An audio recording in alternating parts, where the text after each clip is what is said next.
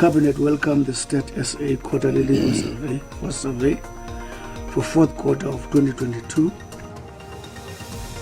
Umphathiswa kwi-ofisi yobongameli umnumzana Mondli Gungubele uthi urhulumente wonelisekile izingxelo zakutshanje kwehla kwezinga lentswela-ngqesho.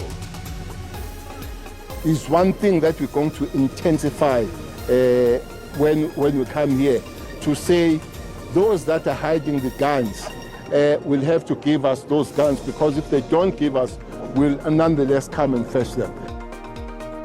Umphathiswa wezamapolisa umnumzana uBheki Cele uthi icandelo elikhokeleyo lezokhuselo kumele lenze kangangoko ukuqinisekisa ukuba zipheliswa nya izixholo-xholo zemiguvela. Abafundi bakwiYunivesithi eFort eMpuma Koloni bamemelela ukuba eliziko mfundo liphelise umgaqo-nkqubo ongavumeli utywala. Bathi ukungabikho kwendawo zolonwabo kwikhampasi kunyanzelisa abafundi baphumele ngaphandle ukukulandela ukugetyengwa komfundi nokudlwengulwa komnye kwiveki ephelileyo.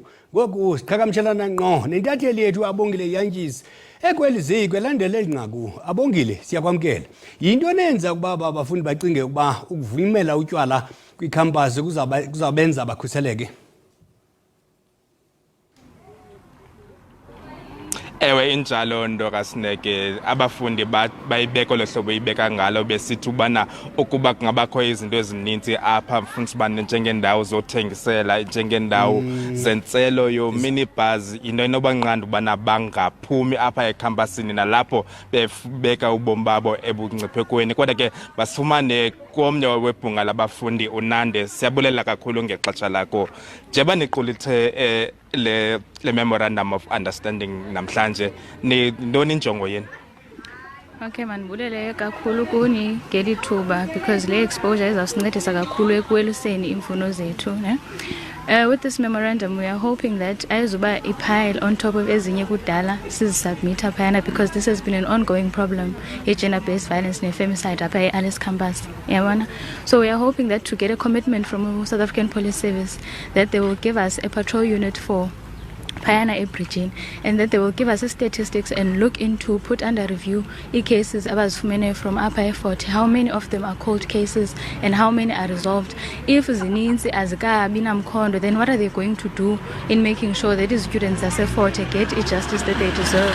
We are also hoping, well, sizawelela to the mayor's office, Xasuka SAPS. We also need commitment from him.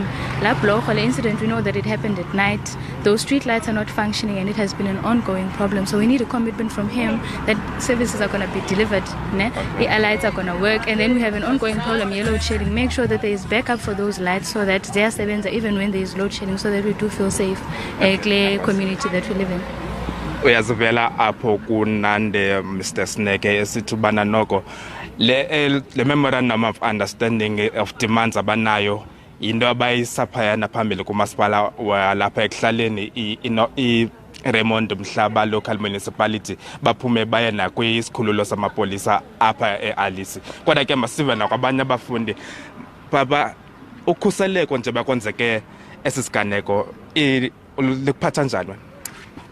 Asivi kamandi kakhulu, asivi kamandi, asikhuselekanga kwidolophu yaseDikeni.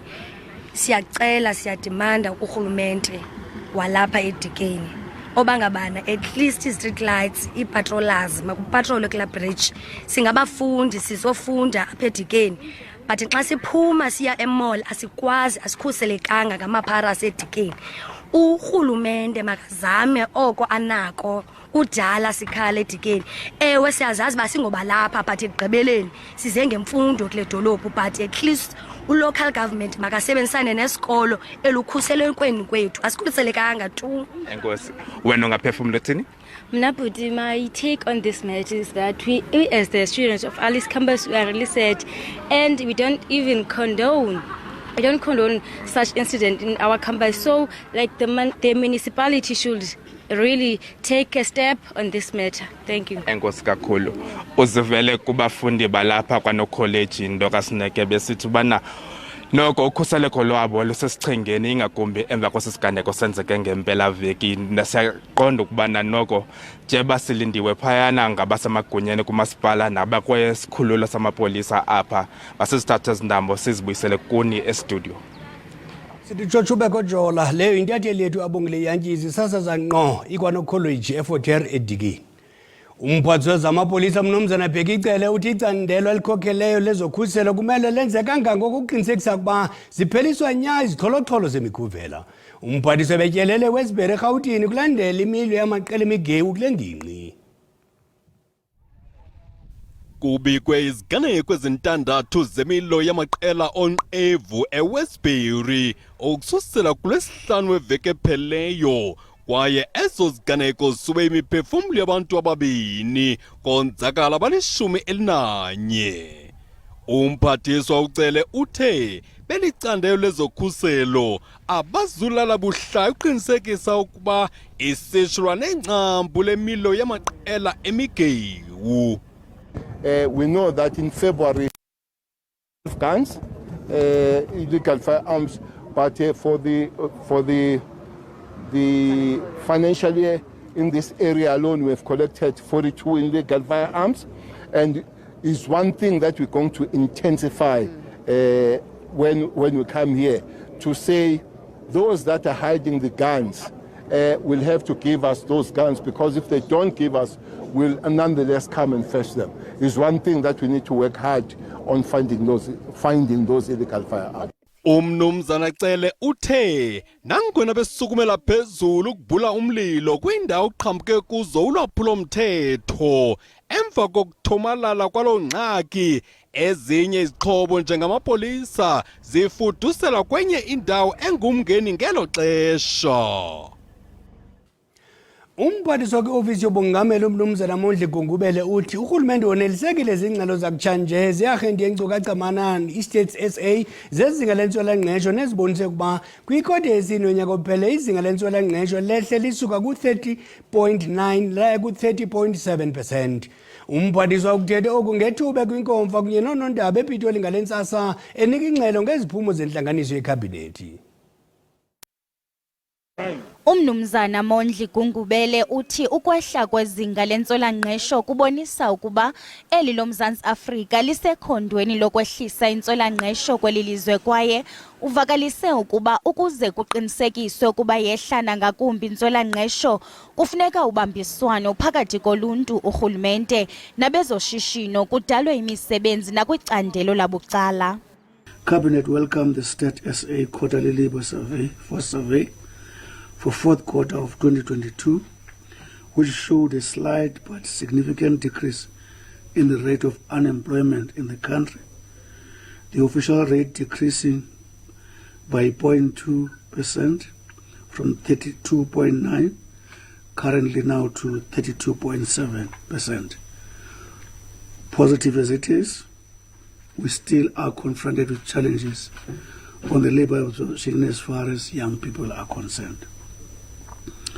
All sectors of society are called to drive job creation opportunities so that we can continue the downward trend in the unemployment rate as recorded over the last 3 quarters. Through our collective effort, we can break the stubborn cycle of unemployment in our nation.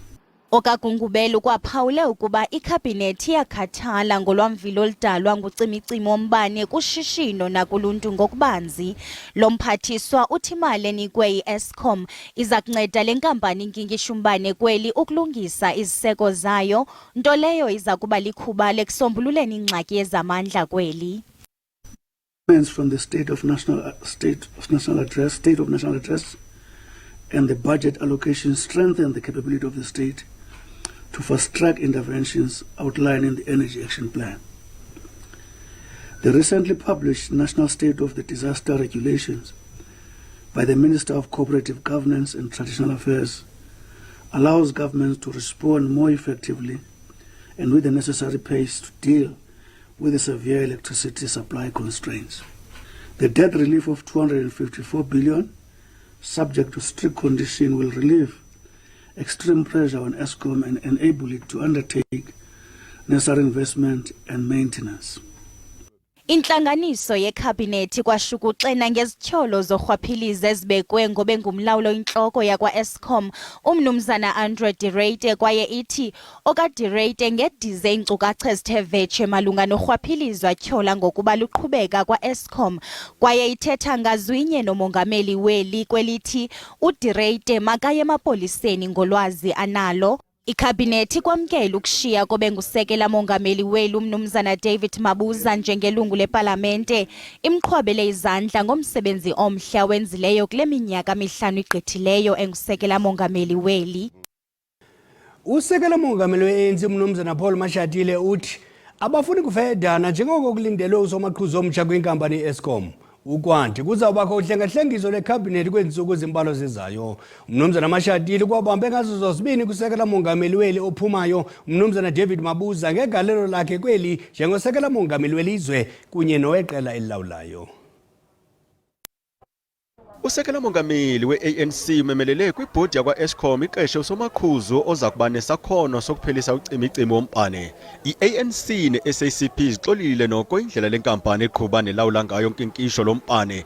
U-Andre Dirate ulahlile kule nkampani kodwa ngoku usekela mongameli we-ANC ufuna usomaqhuzu onezakhono ezidingekayo ukukhokhela nokuqondisisisa ushishino lwezamandla. Yeah, so we want a group chief executive who's going to be capable to do the job. Our people want us to end load shedding sooner than yesterday. So we want a group executive, chief executive who will come in with that understanding that must get the power stations to work. Electricity must be supplied uninterrupted. Nomzana Mashatile nolindeleke ibenguye uxhuzula imikhala njengomongameli welizwe uthi uhlengahlengiso lweKhabhinethi luza kwenzeka kwisithuba esikangeveki. Cele lahlile kambe nomzana David Mabuza njengesekela likamongameli ededela okaMashatile. Well, the president has already said that within days is going to be dealing with these issues. We as the leaders of the ANC also within days we will meet. So when I say within days, I don't mean weeks. Understood? Maybe tomorrow morning? Within the next 7 days. Amahlakani kaNxantathu selethelwe etsuphe ngohlengahlengiso oluthukuzayo. There has been consultation with the allies. So that's very important. We have discussed the frameworks, the political framework, not the names. The only name that I think everyone agrees is already there. The name of the Deputy President of the ANC. Abaphathiswa bachophe ezithendeni elowo usexhaleni lokuba xa ebizwa amagama ingaba elakhe lakube likhonana okanye adliwe lizembe kanti ke into efunwa ngabemi belelo Mzantsi Afrika zinkonzo uqoqosho oluzinzileyo kudaleke namathuba engqesho kwanompane. Kusenjalo umphathi wezamapolisa umnumzana uBheki Cele uthi akanabuthongo obungehliyo kumbandela ohlengahlengiso kwikhabhinethi olithethekayo esithi zange afake isicelo sokunikwa lo msebenzi. Umnumzana Cele bebuzwa zintatheli ukuba Akaxhalabanga kusina ukuba ngawutya umsebenzi xa umongameli esenza uhlengahlengiso kwikhabhinethi eselujongwe ngabomvu ngabemi beli. Reshuffling. Why do you cry on the wrong funeral? Don't go and cry on the wrong funeral. If you want to know anything about reshuffle, you know the man to ask. He's in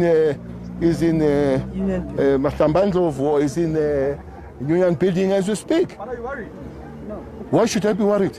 It's deployment. Why should I be worried? I was put here, I did not apply, I did not send any CV, and I did not ask why I'm put, and I shall not ask why I'm removed. So why should I be worried? This is not inheritance. I don't need. This is a job. You do the job. When you are given, when the job is taken, given to somebody else, you go on with life, Jones. So you think I can stop working and be worried about coming in? Hey, I can't stop failing. I-ANC emhlantshona ithi ilindele ingcaciso kwinkulu baphathiswa umnumzana uMaape malunga nentetho yakhe yokuba indlela zeliphondo zikwimeko entle. Ayenyuka amakhwelo amemelela ukuba ehle esihlalweni umnumzana uMaape njengenkulu baphathiswa. Amaqela aphikisa kweliphondo athi akho nto eyenzileyo ukuphucula ukwanjiswa kwenkonzo kweliphondo. Umnumzana uMaape wangena kwesikhundla ngoSeptemba ka-2021. Laphikisayo afuna asishiye isihlalo sakhe sobunkulu baphathiswa uMaape emva kwentetho yakhe yendlu yowiso-mthetho neshiye abaninzi bebambe ongezantsi. uMaape wathi indlela zasemntla-ntshona azinangxaki yemingxunya. Oku ukuthethe lo kaMaape ngelixa kusenziwa ingxoxo-mpikiswano emva kwentetho yobume besizwe kamongameli Cele Ramaphosa. Amaqela aphikisayo amtyhola ngokuphila emaphupheni lo kaMaape. We have all seen how he has been proven to be redundant in the province. Yesterday it was the debates of his State of the Province address. And as opposition party members, we came with a lot of questions that we had to ask. But what was most embarrassing was when the MEC of Cooperative Governance, Nono Maloi, was the one who actually had all the answers. I-ANC iceba ukubamba intlanganiso ikhe icubungule le nyewe.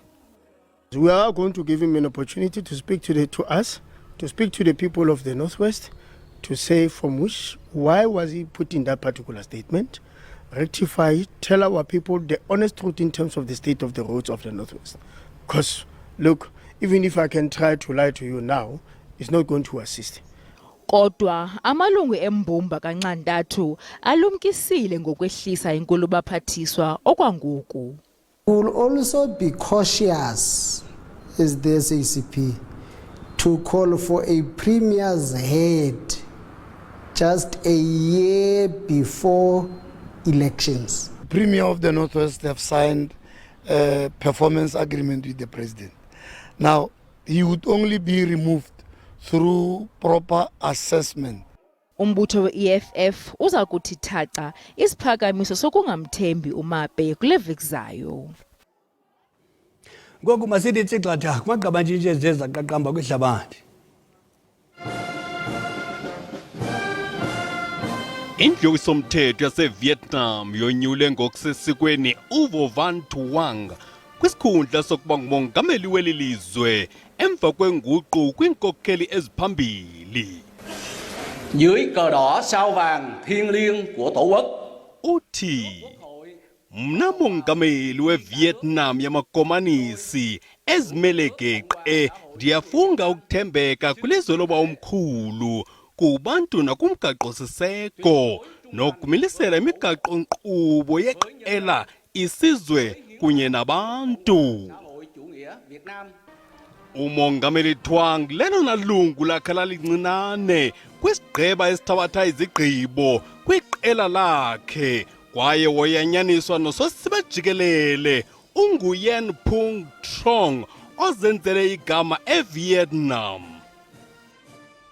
Sothule iminqwazi sigobe iminqonqo sithi inani labantu abasutywe lwamvila lokufa lonyukela kuma-38 ngelixa abayi-57 bebolekisana ngencina nezigulana ezibhedlela emva kwengozi ehlasimlisa umzimba yokukhalala umzila kukaloliwe. Uloliwe bekhwelise abantu abayi-350 usuka e-Athens ukuya kumantla eThessalonika unquzulena kwenkunzi zegusha nodula-dula othutha impahla. Xa siqwela ingqokoqo, iqela labasetyhini kwaSirayeli bevathe ngemithika ebomvu kuhle komdlalo kamabonakude othi The Handmaids benyevulele ezobulungisa nemigaqo-nkqubo yengcinezelo. We're protesting because we feel that following the new government and the small amount of women in this government and the fact that there are no women around any decision-making table, our voice is silent. Umnyele uvuswe ngurhulumente kaNetanyahu olawula ngentsebenziswano nomilisele inguqu ezinyasha amalungelo abasebenzi. Qongqololo. Masithi xa ukwakaloku nje kwijelo ye-SABC 1 sakuqhuba nezindaba kwijelo ye-DDT emva kwekhefu. Siza kubuya neendaba ezinkulu ngentsimbi yesixhenxe ngobuhlwa. Ukwakaloku nje umbe ngomthi awucima umlilo makuthethi bumnyama kuvele kukhanya kube chusi behele.